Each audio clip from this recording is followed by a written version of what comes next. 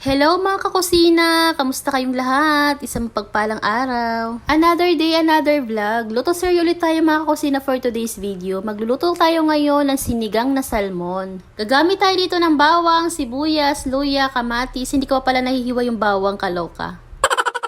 Para naman sa gulay mga kusina ay peche at kangkong ang aking gagamitin kasi ito lang yung available ako sa bahay. Ngayon gagamit ako ng 2 pirasong kalamansi. Ilalagay natin to dito sa salmon. Tapos ayan, mix lang natin to ng bahagya or massage lang natin. Nang sa ganun mawala daw yung lansa nito. Pagkatapos natin i-massage, alisin na natin yung mga buto nito at hindi natin to isasama. Ngayon mag-uumpisa na tayong magluto.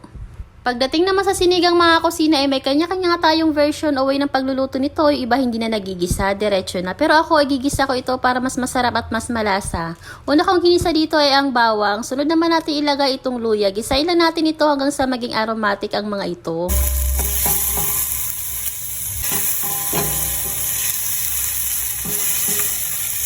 Isinunod ko lang din itong sibuyas at kamatis at nang maging okay na itong mga samya na ating inilagay, maglalagay na tayo ng enough na water lang. Nakadepende sa atin kung gaano karaming sabaw. Takpan lang natin itong mga kusina hanggang sa kumulo. Pagka kumulo naman itong mga kusina, maglalagay naman tayo dito ng mga pampalasa. Naglagay ako ng 1 kutsara ng patis. Maglalagay din ako dito ng salt. Iodized salt yung gamit ko, kaya naman ay tansya-tansya lang. Tansyameter nga lang yung ginawa ko dito paglagay ng mga seasoning mga kusina kasi dyan naman tayo magaling, char. At syempre dahil sinigang nga ito mga kusina, syempre hindi pwede mawala yung pampaasim. Naglagay lang din ako dyan ng kalahating sachet lang ng pampaasim or sinigang mix. At tikpan lang din natin ito nang sa ganun pwede pa tayo makapag-adjust. Medyo natabangan pa nga ako kaya naman nagdagdag pa ako ng kaunting asin. Naglagay din tayo dito ng mga siling haba, maglalagay din tayo ng okra at ilalagay na rin natin itong pechay.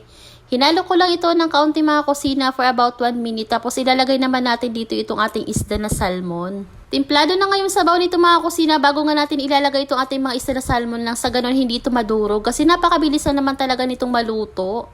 Inilagay ko na nga rin dito isa-isa mga kusina itong mga isda na salmon at bahagya ko nga lang itong papakuluan ng ilang minuto at hinalo-halo ko lang ng dahan-dahan. Sa ganun hindi ito madurog. Bihira nga lang din kami mag-ulam nito mga kusina kasi naman ay medyo pricey din itong isda na to. Kaya naman ay sulitin na natin at napakasarap na humigop ng sabaw na to. Hinayaan ko nga lang itong kumulo ng ilang minuto mga kusina tapos sunod ilalagay naman natin itong ating mga kangkong. Hayaan lang din natin itong mga kangkong at takpan lang din natin ito nang sa ganun ay medyo maluto. At makalipas nga ang ilang minuto mga kusina, eto na nga, ready to serve na nga itong ating sinigang na salmon at pwedeng-pwede na nga natin itong ihain sa ating pamilya. Napakadali nga lang lutuin itong sinigang na salmon mga kusina. Kahit baguhang mami ka nga lang sa kusina ay kayang-kaya mo itong gawin. O siya, kain tayo mga kusina. Pag ganito talaga yung ulam ay talaga naman mapaparami ka ng kain. And yun lang for today's video. Maraming salamat sa inyong panonood. God bless and please follow for more.